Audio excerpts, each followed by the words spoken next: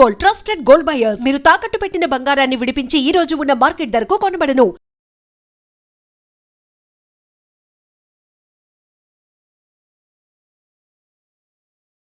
నమస్కారం, welcome to I dream. ధర్మ మార్గం విత్ విజిత కార్యక్రమానికి స్వాగతం. ప్రస్తుతం మనతో పాటు ఉన్నారు ప్రముఖ ఆధ్యాత్మికవేత్త ముదిగొండ చంద్రశేఖర శర్మ గారు. ఇప్పుడు వారితో మాట్లాడి మనకున్న సందేహాలన్నింటినీ కూడా నివృత్తి చేసుకునే ప్రయత్నం చేద్దాం. నమస్కారం అండి. నమస్కారం అండి.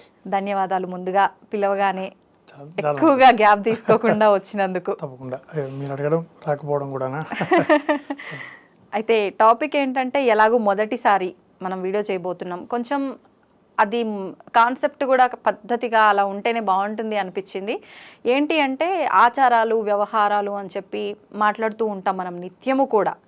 అయితే ఈ మాట్లాడుతున్న సంభాషణలో అర్థమైంది ఏంటి అంటే, ఈ ఆచారాలు ఇవన్నీ అనేవి మన హిందూ ధర్మానికి సంబంధించినవా, లేదు అనంటే మనమున్న ప్రాంతానికి లేదు మన కుటుంబ వ్యవస్థకి వంశం అంటుంటారు, అలా వంశం పారపర్యంగా వచ్చే ఆ ఒక వ్యవస్థన ఏంటి అసలు ఈ ఆచారము అనంటే?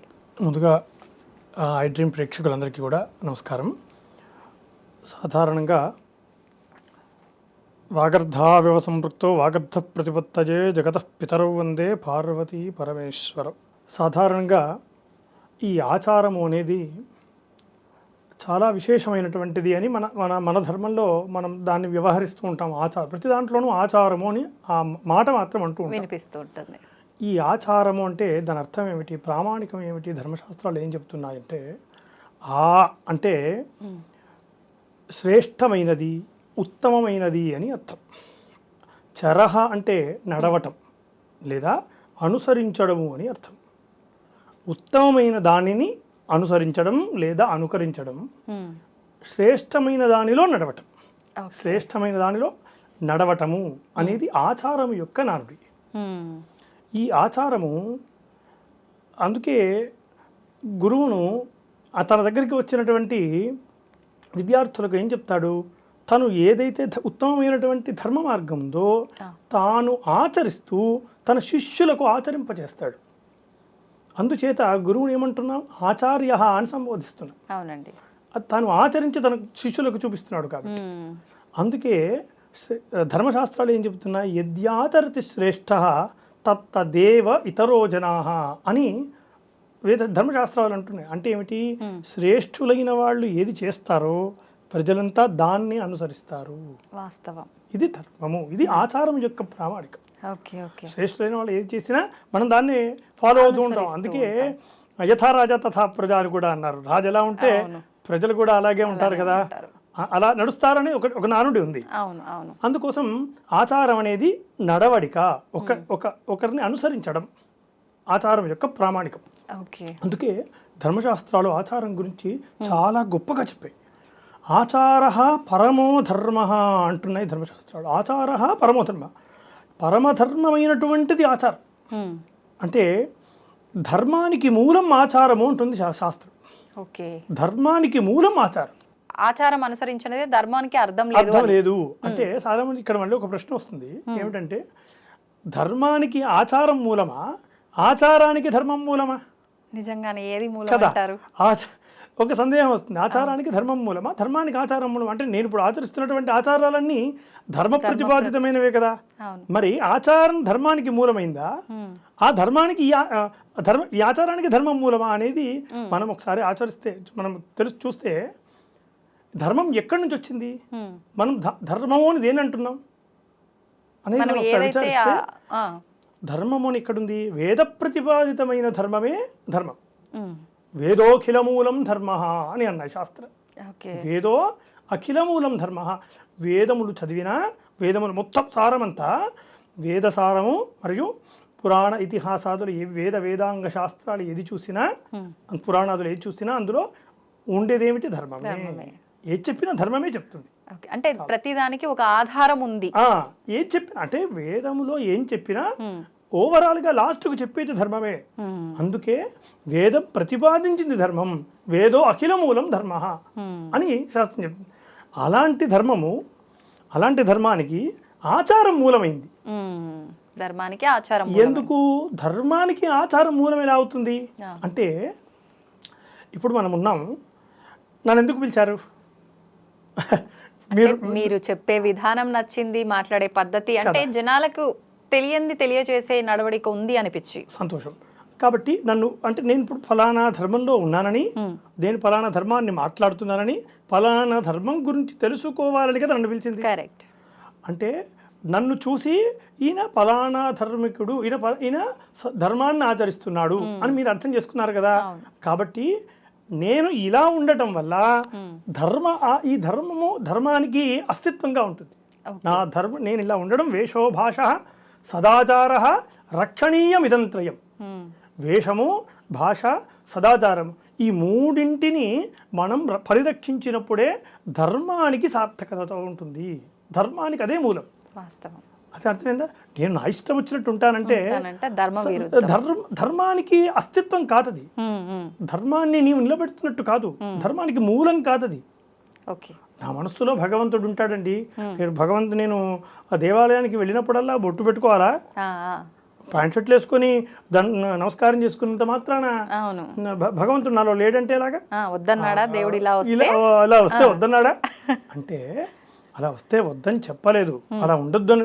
కాకపోతే నీవు ఏ ధర్మాన్ని అయితే అనుసరిస్తున్నావో ఆ ధర్మము యొక్క అస్తిత్వాన్ని కాపాడుకోవాలంటే ఇవి ఆచరించాలి. నేను ఫలానా ధర్మ ఆచరికున్నని ఎదుటివాడికి ఎలా తెలుస్తుంది? నా వేషాన్ని చూసే కదా వాడు అర్థం చేసుకుంటాడు. కాబట్టి నా వేషము ధార్మికంగా ఉంటుంది, చూడగానే ఆహ్లాదకరమైన వేషమై ఉండాలి. అందుకే శాస్త్రం ఏం చెప్పింది? వేషో భాష సదాచార ఈ మూడే ధర్మానికి పునాది. కాబట్టి నా భాష ఎలా ఉండాలి? వేదాంగాలు నేర్చుకున్నటువంటి మహా పండితులు సైతం ఆమోదించదగినటువంటి భాష ఉండాలి. ఎంతో జ్ఞానంతో కూడి ఉండాలి. నేను మాట్లాడాలంటే అంటే నేను ధర్మాన్ని ఆచరిస్తూ ఉంటే ఇవన్నీ నాకు ఉండాలి. అలా ఉన్నప్పుడు ఏమవుతుంది? నా కీర్తి పెరుగుతుంది, నాకు ఉత్తమమైనటువంటి స్థితి వస్తుంది, నా మూలమైనటువంటి ధర్మానికి అస్తిత్వం నిలబడుతుంది. ఫలానా ధర్మం అనే అస్తిత్వం నిలబడుతుంది. ఇతను సనాతన ధర్మ ఆచరికుడు. నా వేషాన్ని చూసి అలా అదే ఒక పాశ్చాత్యుడు వాడు నా పక్కన నిల్చున్నాడు అనుకోండి, అతన్ని ఏమంటారు? పాశ్చాత్యుడు అంటారు, నన్నేమో ధార్మికుడు అని అంటారు. అవునా? అదే పాశ్చాత్యుడు ఒక బొట్టు పెట్టుకొని ఒక చిన్న పంచ కట్టుకొని ఉన్నాడు అనుకోండి, అతడు కూడా సనాతన ధర్మాన్ని ఆచరిస్తున్నాడు అని అంటున్నారు. అంటే ఎందుకు? మన భాష, మన యొక్క ధర్మం, వస్త్రధార అంటే మన యొక్క ఆచారాలు ఏవైతే ఉన్నాయో వాటిని అతను పాటిస్తున్నాడు, కనీసం అవలంబిస్తున్నప్పుడు సనాతన ధర్మ ఆచరికుడని అంటున్నారు. అర్థమైంది? కాబట్టి ఆచారాలు ధర్మానికి మూలమయ్యాయి. ధర్మం సమస్తమైనటువంటి వేదములకు మూలమైంది. అలాంటి ధర్మమునకు ఆచారం మూలం. కాబట్టి ఆచారాన్ని ఆచరించడం, ఖచ్చితంగా విజ్ఞులైనటువంటి వారి చేత ఆచారాన్ని ఆచరించడం, వాళ్ళ గురించి తెలుసుకొని ఆచారం ఎలా ఉంటుంది, ఏ విధంగా ఆచరించాలి. అందుకే ధర్మశాస్త్రాలు ఆచారం గురించి చాలా గొప్పగా చెప్పాయి.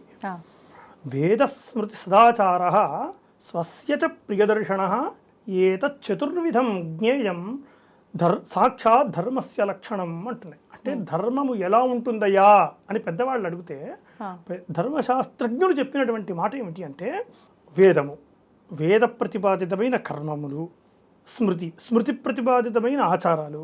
అంటే స్మృతి ఏ విధమైనటువంటి ఆచారాలు చెప్పిందో ఆ ఆచారాలు ఆచరించడం. రెండవది వేదస్మృతి సదాచార, మంచి ఆచారాలు, నేను ఆచరిస్తున్నటువంటి పూజలు, పునస్కారాలు, ధార్మికమైన వ్యవస్థ, నేను ఉండేటువంటి తీరు, ఇదంతా కూడా సదాచారం కిందికి వస్తుంది.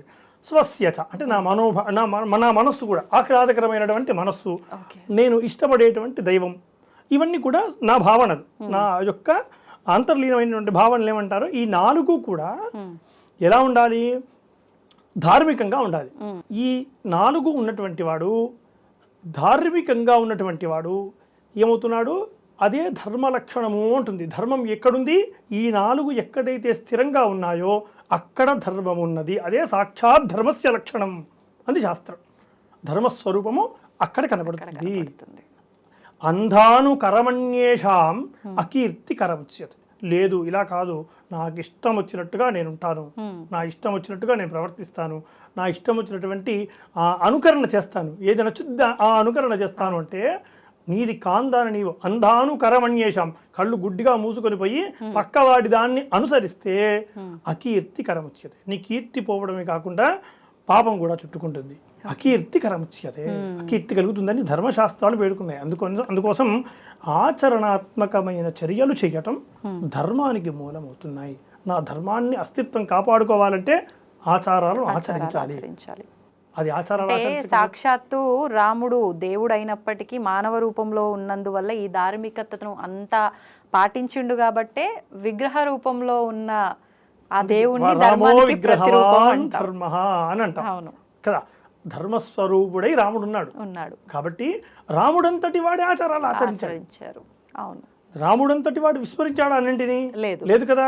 తన యొక్క తనకి ఏ ధర్మాలు అయితే ఆపాదించారో ఆ ధర్మాలన్నింటినీ, ఆచారాలన్నింటినీ పాటించాడు.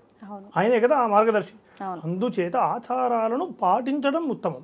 ఆచారం యొక్క నానుడు ఇది. అసలు ఆచారం అంటున్నాము, అనుసరించాలి, పాటించాలి అంటున్నాం. ఎన్ని రకాల ఆచారాలు ఉన్నాయి మన హిందూ ధర్మంలో? మంచి ప్రశ్న. ఇది చాలామందికి తెలియాల్సినటువంటి అంశం. మన భారత భూమిలో, భరతఖండంలో అనేక రకాల ఆచారాలు ఉన్నాయి. అంటే ఆచారం అంటే ఏమిటి? మార్గము అని కూడా చెప్పుకోవచ్చు. ఇందాక చెప్పాను కదా, ఉత్తమమైనటువంటి మార్గము అని అర్థం. ఈ ఉత్తమమైనటువంటి మార్గాలు అనేక రకాలుగా ఉన్నాయి. అంటే మన వైపు వస్తే వేదాన్ని మాత్రమే అధ్యయనం చేస్తూ, వేద సేవన చేస్తూ, వేద పోషణ చేస్తూ, వేదాన్ని పరిరక్షిస్తూ ఉండేటువంటి వాళ్ళని వేదాచారమని, శైవులు అని ఉంటారు, వీరశైవులు, శుద్ధ శైవులు, కాశ్మీర శైవులు అని కాశ్మీరంలో ఉండేవారు. కాశ్మీర శైవులు, కాపాలికులు, నాయికా సాధకులు, అఘోరీలు, వీళ్ళందరూ ఆచరించేటువంటి ఈ ఆచారం ఏదైతే ఉందో దీన్ని శైవాచారము అని అంటారు. శుద్ధ శైవులు, లింగాయతులు అని అంటారు కదా, వీళ్ళందరూ ఆచరించేటువంటి ఆచారాలను శైవాచారము అని. వైష్ణవులు ఉన్నారు కదా, వైష్ణవులు, వైఖానసులు లేదా ఇత్యాది వైష్ణవ సంప్రదాయాన్ని ఆచరించే వాళ్ళందరిది వైష్ణవాచారం అని. ఇది ఇట్లాగా ఒక్కొక్క రకమైన ఆచారాలు ఉన్నాయి. మరి భృత్యాచారమని, సమయాచారమని, వామాచారమని, కౌలాచారమని, సిద్ధాంతాచారమని, చీని, మహాచీని, శంబరాచారమని, ఇలా అనేక రకాల ఆచారాలు ఉన్నాయి. ప్రస్తుతం మనం ఇప్పుడు ఆచరిస్తున్నటువంటి ఆచారాన్ని దక్షిణాచారము అని అంటారు. సాధారణంగా ఇప్పుడు హిందువులంతా ఒక్కటే, మన హిందూ ధర్మము అందరినీ ఏకత్రాటి పైన నిలబెట్టడమే మన హిందూ ధర్మం గొప్పతనం అంటాము. మరి ఇన్ని ఆచారాలు ఎందుకు? అంటే ఒక ఆచారం ఉండి దాంట్లోనే అందరము ఇమిడీకృతమై ఉండొచ్చు కదా, ఎందుకని ఇన్ని ఆచారాలు?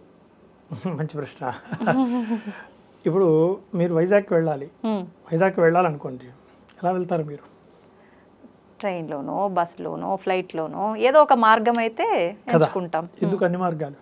అందరూ ఒకే మార్గం వెళ్ళొచ్చు కదా. అంటే ఎవరికి ఏది సౌకర్యంగా ఉంటుందో అది ఎంచుకుంటారు. కాబట్టి ఎవరికి ఏది సౌకర్యత ఉంటుందో వారి సామర్థ్యాన్ని బట్టి ఆయా మార్గాలు నిర్మితమయ్యాయి.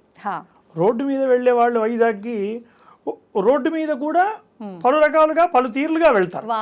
వాహనాల్లో వెళ్ళేవాడు ఒక రకంగా వెళ్తాడు, ఇంకా జట్టు వాహనాలు ఉంటాయి కదా, అట్లాంటి దాంట్లో వెళ్ళేవాడు ఇంకో రకంగా వెళ్తాడు, నడకతో వెళ్ళేవాడు మరికొంత స్లోగా వెళ్తాడు, బస్సులో ఇట్లా ఒక్కొక్క రకాలు ఒక రకంగా ఉంటుంది. ఓడలో వెళ్ళేవాడికి ఇంకో రకంగా ఉంటుంది, విమానంలో వెళ్ళేవాడికి ఒక రకం. అంటే గమ్యం ఒకటే, అంతే. అనేకమైన మార్గాలు వేరు. ఇది కూడా అంతే. ఏదైతే గమ్యం ఉందో గమ్యం ఒక్కటే. అనేక మంది మహర్షులు ఈ మార్గాలను వేసి ఈ మార్గాల్లో వాళ్ళు ఆ గమ్యానికి చేరుకొని ఈ మార్గాలను మీరు అన్వేషించండి, ఈ మార్గాల్లో వెళ్ళిన వారికి మోక్ష పదాలు ఉన్నాయి అని కొన్ని వందల రహదారులు వేశారు. ఇవి ఒక రహదారులు అని చెప్పుకోవాలి. ఈ ఆచారాలు ఏమిటి? ఒక వందల రహదారులు గమ్యానికి. అంటే ఒకటే మార్గం ఉంటే అది ఒకరికి క్లిష్టంగా ఉండవచ్చు, ఒకరికి సులువుగా ఉండవచ్చు. అలా కాకుండా ఎవరి సామర్థ్యాన్ని బట్టి ఎవరు ఏ విధంగా వెళ్ళగలుగుతారో ఆయా మార్గాలకు అనుగుణంగా ధర్మశాస్త్రం గమ్యాన్ని చేరుకునేటువంటి విశేషాలను చెప్పింది. ఎవరికి, ప్రతి ఒక్కరికి కూడా, ప్రతి ఒక్కరికి. సామాన్య చండాలుడి పైన కూడా సూర్యుడు ప్రకాశిస్తాడు, అంతే కదా. సూర్యుడు ప్రకాశం అందరిపైన ఉంటుంది, అందరిపైన. కాబట్టి అందరికీ మోక్ష మార్గం, అందరికీ గమ్యాన్ని చేరుకునేటువంటి సులభమైన మార్గాలు అందరికీ వేశారు. అలాంటి ఆచారాల్లో మనది దక్షిణాచారము అంటాం.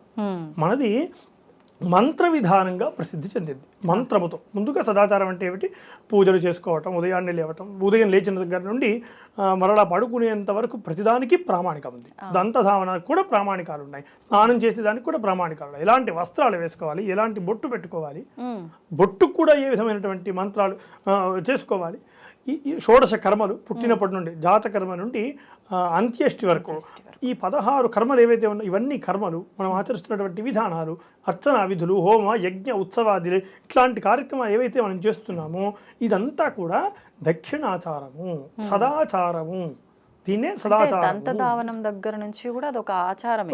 ప్రతి ఒక్కటి దంతధావనం నిద్ర లేచిన దగ్గర నుండి, నిద్ర లేవక ముందు నుండి కూడా, నిద్ర లేస్తున్నామని అంటే కూడా సంకల్పం చెప్పు, అంటే నామస్మరణ చేసుకోమని, చూడగానే కరాక్టే వసతే లక్ష్మి అని మనం అరచేతిని చూసుకొని ఇట్లాంటి, అంటే ప్రతి ఒక్క దానికి మనం చేస్తున్న ప్రతి పనికి కూడా ఒక ప్రామాణికత ఉంది.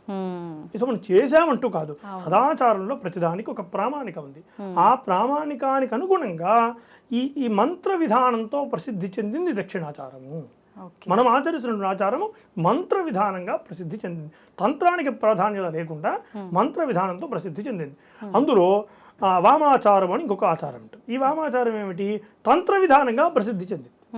వామాచారం తంత్ర విధానంగా ప్రసిద్ధి చెందితే ఇది మంత్ర విధానం. రెండవది ఇంకా ఈ వామాచారంలో ఇంకోటి అంటారు రహస్యాచారము అంటారు. వామాచారాన్ని గుప్తమైనటువంటి ఆచారం, చాలా గుప్తమై హైడెన్, అది గుప్తమైనటువంటి ఆచారము వామాచారం. అది ఎవరు ఆచరిస్తారు అలా అంటే గుప్తంగా? గుప్తాచారం ఉన్నారు, వామాచారాలను ఆచరించే వాళ్ళు చాలా మంది ఉన్నారు. అది రహస్యపూర్వకంగా ఆచరించేటువంటిది అని అర్థం. అంటే నలుగురికి తెలిసేటట్టుగా ఉండకూడదు, దాంట్లో చేసేవన్నీ ఉండకూడదు. కౌళాచారాలు ఉన్నాయి, కౌళాచారము, సమయాచారాలు అని 2 ఆచారాలు ఉన్నాయి. ఈ 2 ఆచారాలు అది ఒక PhD లెవెల్ స్థాయి అని చెప్పుకోవచ్చు. మనం ఇప్పుడు 1st క్లాస్ నుంచి 5th క్లాస్ వరకు చదువుకుంటున్నటువంటి స్టూడెంట్స్ అనుకోండి, ఇప్పుడు మనం ఆచరిస్తున్నటువంటి ఆచారాలన్నీ కూడా కౌళ సమయాచారాలు PhD స్థాయి. మన ఒక 5వ తరగతి వాడు ఒక PhD పరిశోధకుడు పక్కన కూర్చుంటే ఏ స్థితి ఉంటుంది? కాబట్టి ఆ స్థితి కౌళాచార సమయాచారాలకు మనం ఆచరిస్తున్నటువంటి ఆచారాలకు ఉంటుంది. అంత గొప్పదైనటువంటి ఆచారాలు. మనం ఇవి ఆచరించడానికే చాలా నియమాలు కఠినంగా ఉంది అనుకుంటున్నాం కదండి. అందుకే లలితా సహస్రనామంలో కులోత్తీర్ణాభగారాధ్య మాయా మధుమతి మహి అని లలితా సహస్రనామ స్తోత్రంలో కౌళ మార్గం గురించి చాలా గొప్పగా చెప్తారు.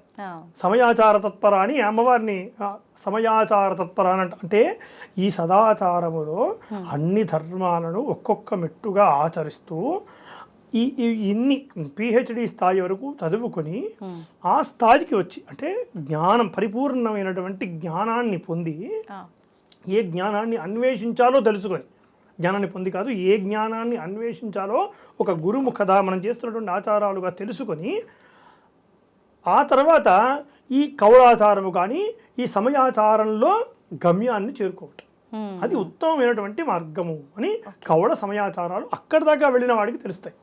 చాలా విశేషమైన ఆచారాలు అవి. ఈ వామాచారం అనేది గుప్తమైనటువంటి ఆచారాలు, ఎవరైనా ఆచరించవచ్చు వామాచారం, కానీ అది చాలా గుప్తమైనటువంటిది, రహస్యమైన ఆచారాల్లో వామాచారం ఒకటి. అంటే ఈ వామాచారం ఒకటే ఎవరైనా ఆచరించవచ్చా? ఇప్పుడు మనం దక్షిణాచారంలో ఉన్నామన్నారు, మనము ఇందులో ఉండి కౌలాచారానికి సంబంధించిన విధానాలు, వామాచారానికి సంబంధించిన విధానాలు ఆచరించవచ్చా? కాదండి, ఇలా 2 పడవల మీద కాళ్ళు వేయకూడదు.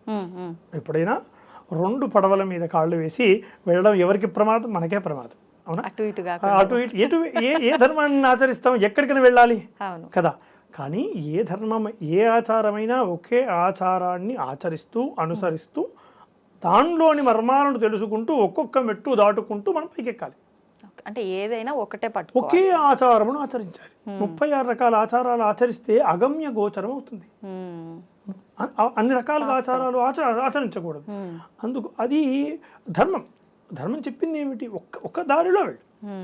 లేదు కౌళాచారమే వెళ్తావా, ఆ ఆచారంలోనే వెళ్ళు. ఏదైనా ఒకే ఒక్క మార్గాన్ని అనుసరించమని చెప్పేది ధర్మశాస్త్రం. అన్ని రకాల ధర్మశాస్త్రాలు కలిపేసి చేసుకోవడం, ఏది సులభం అయితే అది దాంట్లోకి వెళ్ళిపోవడం అనేది సమంజసమైనది కాదు. ఓకే, అయితే ఇప్పుడు ఆచారాలు ఏంటి, ఎన్ని రకాలుగా ఉన్నాయి మాట్లాడుకున్నాం. అందులోంచి ముఖ్యంగా తీసుకుంటే ఇప్పుడు మీరు మాట్లాడిన దాన్ని బట్టి ఈ 3 ఆచారాల విషయానికి వస్తే, ఇప్పుడు దక్షిణ ఆచారము అని అంటే ఎలాగో ఇప్పుడు మనం ఆచరించేది అంటే సాత్విక రూపంలో, మంత్ర రూపంలో ఆచరణలు, తంత్ర రూపంలో అన్నారు అంటే వామాచారం. అసలు ఏంటి తంత్రము అని అంటే మా అందరికీ గుర్తొచ్చేది, ఇప్పుడు నా మైండ్లో తంత్రము అనగానే ఇదేదో చేతబళ్ళు, నెగిటివ్ ఎనర్జీస్, ఈ రకమైన పూజలు ఏమో అనే ఒక అపోహ ఉంది. అది అపోహనో నిజమో కూడా నాకు క్లారిటీ లేదు. నా అలాగే చాలా మందికి ఉండుంటుంది. అసలు ఏంటి తంత్రం అంటే ఏంటి, ఏ రకమైన విధానం ఉంటుంది? మంచి ప్రశ్న. తంత్రము అంటే ఈ తంత్రము అనే అక్షరాల్లో త అంటే విస్తరణ, వ్యాప్తి అని అర్థం ఉంటుంది. త్రం అంటే పరిరక్షించుట అని అర్థం. మననాత్రాయతే ఇది మంత్ర. మననము చేత రక్షించున్నది మంత్రం. మననం చేయడం ద్వారా రక్షించున్నది మంత్రం అయితే ఈ తంత్రం ఏమిటి అంటే విస్తరణ వ్యాప్తితో పరిరక్షించున్నది, పరిరక్షించబడేది. అంటే ఏ రకంగా? జ్ఞానమును వ్యాప్తింపజేయటం. తన్యతే విస్తార్యతే జ్ఞానం అంటే నలుగురికి చెప్పడం అనుకోవచ్చా ఏదైనా ఉంటే? కాదండి, అది గుప్తమైనటువంటిది. తంత్రము అనేదే లుప్తమైనటువంటిది, చాలా లుప్తమైనటువంటిది. తంత్రంలో మీకు మంత్రము లుప్తమైపోయి తంత్రము ముద్రా విధానమైనటువంటి తంత్రాలు చేస్తూ ఉంటారు. అసలు తంత్రం అంటే ఏమిటంటే, తంత్రం ఏం చెప్తుంది అంటే తన్యతే విస్తార్యతే జ్ఞానం. అయితే ఈ విస్తరణను జ్ఞాన విస్తరణ, ఏ జ్ఞానము? ఆత్మజ్ఞాన విస్తరణ చేస్తూ దాన్ని పరిరక్షించేటువంటి వాడు చేసేదే తంత్రము. జ్ఞాన విస్తరణ సాధారణమైన విస్తరణ కాదు, జ్ఞానాన్ని విస్తరింపజేయడం. ఆత్మజ్ఞానం ఏదైతే గూఢమైన జ్ఞానం ఉందో, ఏదైతే సచ్చిదానంద జ్ఞానం ఉన్నదో ఆ జ్ఞానమును విస్తరిస్తూ, విస్తరించినటువంటి జ్ఞానమును త్రాయతే రక్షించబడేటువంటి వాడు ఎల్లవేళ రక్షించబడతాడు. అందుకోసం తనోతి విపులన్నర్థన్ తత్వమంత్ర సమన్వితాన్ త్రాణంచ కురుతే యస్మాత్ తంత్రమిత్యభిధీయతే అంటారు. అంటే తత్వశాస్త్రములు, తత్వజ్ఞానములు ఏదైతే ఉన్నాయో ఆ జ్ఞానమును పరిరక్షిస్తూ, ఆ జ్ఞానమును ఎవరైతే రక్షిస్తారో వాళ్ళు గమ్యాన్ని చేరుకుంటారు. అది అందుకని ఈ తంత్రములోని విశేషం. ఇది లుప్తమై ఉన్నది, అంత గొప్పదైనటువంటిది తంత్రం. ఇప్పుడు ఈ తంత్ర రూపంలో పూజలు, ఈ తంత్ర విధానం అనగానే అందరికీ గుర్తొచ్చేది ఈ మధ్యకాలంలో ఎక్కువగా మనకు వినిపించేది వామాచార పూజలు. వామాచార పూజలు అనగానే అంటే మనకు బాగా రౌద్రంగా ఉండే అమ్మవార్లకి మాత్రమే పూజిస్తారు. మనం ఏదైతే సాత్విక రూపంలో ఆచరిస్తున్నామో దేవుళ్ళు, దేవతలు, వీళ్ళకి అక్కడ పూజలు జరగవు. ఒకవేళ జరిగినా అక్కడ మనలాగా సాత్వికంగా ఉండదు. ఖచ్చితంగా పంచమకార పూజలు చేయాల్సిందే, ఖచ్చితంగా కొన్ని రకాల బలులు ఇవ్వాల్సిందే, మద్యం, మాంసం ఇవన్నీ అని చెప్పి ఇప్పుడు వింటున్నాం. ఇప్పుడు చిన్న పిల్లాడు ఎవరన్నా యూట్యూబ్ చూసే పిల్లోని పిలిచి అడిగినా కూడా వామాచార పూజలు అనగానే మాంసం పెడతారంట, పచ్చి మాంసమైన నివేదన చేస్తారు, వండిందైనా సరే ఏకంగా మద్యం బాటిల్సే పెట్టేస్తారు అని చెప్పేస్తారు. అంటే నిజంగా శాస్త్రం ఇవన్నీ చేయమని చెప్పిందా వామాచార పూజలకి? ఇప్పుడు జరుగుతున్నదంతా శాస్త్ర ప్రకారమే జరుగుతుందా, విరుద్ధంగా జరుగుతుందా? మంచిగా చాలా అద్భుతమైన ప్రశ్న అడిగారు. ఈ వామాచారం అనేటువంటిది ఇందాక చెప్పుకున్నట్టుగా వామము అంటే చాలామంది ఏమంటారు వామ భాగము, ఎడమ భాగము. అంటే ఈ కుడి చేతి చేసేటువంటి సవ్య పనులు అయితే ఎడమ చేతులు చేసేది అపసవ్య పనులు అని చెప్తూ ఉంటారు. ముమ్మాటికి తప్పు. అంటే ఏమిటి మరి నిజమేమిటి అంటే, వాస్తవం ఏమిటి అంటే, వామము అంటే శుభము అని అర్థం. వామము అంటే శుభము, శుభాచారము. వామము అంటే గుప్తము, కనబడుతున్నటువంటి పదార్థంతో, కనబడుతున్నటువంటి విషయం కాకుండా గూఢార్థాలతో అన్వేషించమని చెప్పేదే వామాచారం. విశేషమైన జ్ఞానం ఉండాలి, అందుకే దాన్ని రహస్యాచారము అన్నారు. వామము అంటే రహస్యము అని అర్థం కూడా ఉంది. వామో మార్గో పరమగహన యోగినామప్యగమ్యం. పరమగహనమ, వామో మార్గం అంటే వామ మార్గం అనేది పరమ గూఢమైనటువంటిది. గహనము అంటే గూఢం, అంధకారంతో ఉండేది. దాన్ని ఎట్లా అంటే యోగులకు సైతం, పరమ యోగులకు సైతం అగమ్య గోచరమే, అంటే చేరుకోలేనటువంటి స్థలమే. వామాచారం అంటే అంత ఆషామాషి అయ్యేటువంటి వ్యవహారం కాదు. కానీ ప్రతి ఒక్కరూ, ప్రస్తుతం నేను కూడా చూస్తున్నాను చాలా రోజులుగా, వామాచారం అనేసరికి ఒక రకమైన తంత్ర విధాన పూజలు, ఈ మీరు చెప్పినట్టుగా పంచమకారాలు, వీటి గురించి సవిస్తరంగా వివరిస్తాను. కాకపోతే ఈ వామాచారంపై ఉన్న అపోహలన్నీ చాలా అపోహలే నేను చెప్పాలి. ఇప్పుడు జరుగుతున్నవన్నీ కూడా తంత్రశాస్త్ర విరుద్ధాలు. అంటే ఇప్పుడు ఏదైనా ఒక మార్గం ఉందనుకోండి, ఇప్పుడు ఇందాక మనం చెప్పినట్టుగా అనేక మార్గాలు మహర్షులు వేశారు, ఆచారాలు అంటూ మార్గాలు వేశారు. వేసినటువంటి ఆ ఇంజనీర్ ఎవరైతే మహర్షి ఉన్నారో ఆయన ఒక ప్రామాణికాన్ని రాశారు. ఏ మార్గానికైనా ఒక ప్రామాణిక గ్రంథం ఉంటుంది కదా కదా. అలాగే వామాచారానికి కూడా అనేక తంత్ర గ్రంథాలు ఉన్నాయి, అనేక తంత్ర గ్రంథాలు. భైరవ వ్యామల తంత్రమని, కులార్ణవ తంత్రసారమని, రుద్ర యామల తంత్ర గ్రంథాలని, ఇలాంటి అనేకమైన తంత్ర గ్రంథాలు ఆయా ధర్మాలు ఎలా ఆచరించాలి, అందులో ఉన్న అర్థాలను ఎలా అన్వేషించాలి అనేది, అంటే ఆ మార్గంలో ఎలా ప్రయాణించాలి అని దాంట్లో ఉంటాయి. కానీ దాన్ని ఎవరు చదవకుండా, మన ముందు మాట అని ఉంటుంది పుస్తకంలో, ముందు మాటను ఎవరు చదవరు. ముందు మాటను ఎవరు చదవకుండా డైరెక్ట్గా మనకి ఏం కావాలో ఆ పేజీలో వెతుక్కుంటూ వెళ్తాం. కానీ ముందు మాటను చదివితే అసలు ఆ పుస్తకం ఎందుకు వచ్చింది, ఆ పుస్తకం ఏం చెబుతుంది, ఆ పుస్తకం రచించినటువంటి అతని అభిప్రాయం ఏమిటి, అర్థమైంది? ఆ పుస్తకంలో నీవు ఎలా చదవాలి, పుస్తకాన్ని ఎలా అర్థం చేసుకోవాలి అని ముందు మాటలో చెప్తాడు. అంటే షార్ట్ అండ్ స్వీట్ గా అసలు ఈ పుస్తకం వల్ల మనకు ఉపయోగం ఏంటి అనేది అర్థమవుతుంది ముందు మాట. కానీ ముందు మాట చదువుతామా? చదవం. అలాగే ఈ వామాచారాన్ని కూడా ఆ చెప్పినటువంటి తంత్రశాస్త్రాలను ఎవరు పట్టించుకోకుండా వాళ్లకు తోచిన విధంగా ఆయా ఆ తంత్రాలను అనుసరిస్తున్నారు. అంటే కంటికి కనబడేదాన్ని చూస్తున్నారు. దాన్ని వామాచారాన్ని ఎందుకు ఇందాక చెప్పాను, వామ మార్గో పరమగహన యోగినా అప్యగమ్యం, యోగులకు కూడా సాధ్యం కానటువంటి మార్గం కదా, నాకెలా సాధ్యం అవుతుంది? యోగులంటే ఎవరు? ఈ సదాచారము, ఈ ఇందాక చెప్పినట్టుగా అన్ని వాటన్నింటినీ ఆచరిస్తూ పిహెచ్డి అంటే ఆ స్థాయికి వెళ్ళి అక్కడ జ్ఞానాన్వేషణ చేసేటువంటి వారు, ఏదో తెలుసుకుని అక్కడ జ్ఞానాన్వేషణ చేసేటువంటి వారు యోగులు కదా. అట్లాంటి యోగులకి అగమ్య గోచరం, వెళ్ళలేనటువంటి స్థితి కదా. మరి అలాంటిది నాలాంటి వాడికి నేను ఏదో చేసేస్తానంటే ఎలా కుదురుతుంది? అయితే ఆ వామ మార్గం ఎలా ఉంటుందో ధర్మశాస్త్రాలు చెప్పాయి. మీకు ఒక చిన్న ఉదాహరణతో చెప్తాను. ఉదాహరణ చెప్తే అందరికీ తొందరగా కనెక్ట్ అవుతుందన్న ఉద్దేశంతో ఒక చిన్న ఉదాహరణ చెప్తాను. చిన్నప్పుడు మీరు స్కూల్ చదువులు చదువుకునేటప్పుడు ఒక తెలుగు శ్లోకం అందరికీ చెప్పి ఉంటారు, మళ్ళీ ఒకసారి గుర్తు చేసే ప్రయత్నం చేస్తాను. కొండ నుండు నెమలి కోరిన పాలిచ్చు, కొండ నుండు నెమలి కోరిన పాలిచ్చు, పశువు చదువుచుండు శిశువు తోడ, పశువు చదువుచుండు శిశువు తోడ, బ్రాహ్మణుండు వనిత వేదాలు వల్లించుచుండు, బ్రాహ్మణుండు కాకి పలలము తిను అని ఉంటుంది. ఈ పద్యం ఉంటుంది.